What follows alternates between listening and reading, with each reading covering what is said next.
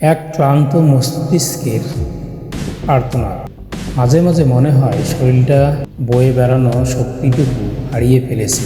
চারপাশের মানুষগুলো আমার হাসতে দেখে, কথা বলতে দেখে, কিন্তু কেউ আমার ভেতরে বয়ে চলার সেই প্রলয়ঙ্কারী ঘূর্ণিঝড়টা দেখতে পায় না। হতাশা, শূন্যতা আর বিষণ্ণতা, এই তিনটি শব্দে এখন আমার অস্তিত্বের অবিচ্ছেদ্য অংশ হয়ে দাঁড়িয়েছে।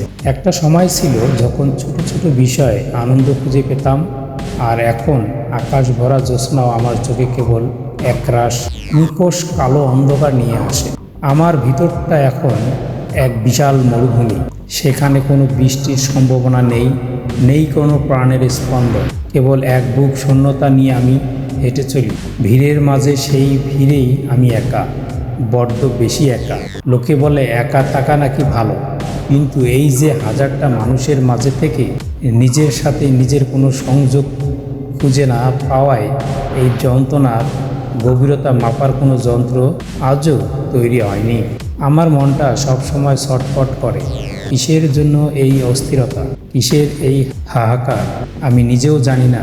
মনে হয় কোনো একটা অজানা খোঁজে আমি বিরামহীন দৌড়াচ্ছি, কিন্তু দিন শেষে আমি ফিরে আসি সেই একই বৃত্তে। আমার মেজাজটা এখন সবসময় খিটখিটে হয়ে থাকে। কাছের মানুষগুলো যখন মায়ার টানে কাছে আসতে চায়, আমি অকারণে তাদের উপর বিষাদাগার করি। পরে নির্ভীকতে নিজের উপর নিজেই ঘৃণা হয়, কিন্তু আমার নিয়ন্ত্রণ তো আমার কাছে নেই। আমি মস্তিষ্কের প্রতিটি শিরা উপশিরা এখন হাজারো অপ্রয়োজনীয় আর নেতিবাচক চিন্তার ঠাসা।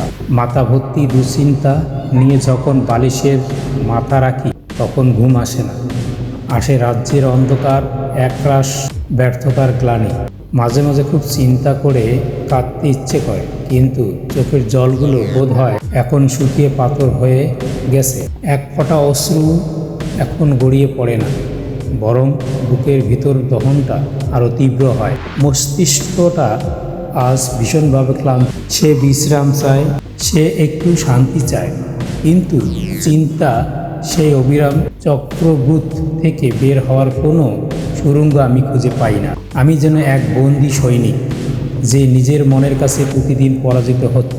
এই যে হাসি ঠাট্টার আড়ালে নিজের বিষাদকে লুকিয়ে রাখা, এই যে ভালো আছি বলার আড়ালে হাজারটা মনে যে ইচ্ছা করেছে অনুভূতির চেপে রাখা, এটাই কি জীবন? এই অভিনয় করতে করতে আমি আজ ক্লান্ত। দিন শেষে আমার কোনো অভিযোগ নেই, নেই কোনো চাওয়া। আমি চাই শুধু এক মুহূর্তে নিস্তব্ধতা, যেখানে কোনো চিন্তা থাকবে না, থাকবে না কোনো কিছুটা।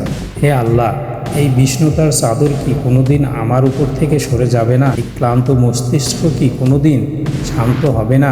আমি শুধু একটু নিঃশ্বাস নিতে চাই, একটু প্রাণ খুলে হাসতে চাই, যে হাসিতে কোনো কৃত্রিমতা থাকবে না। কিন্তু আপাতত এই শূন্যতা আর ক্লান্তি আমার পরম সঙ্গী।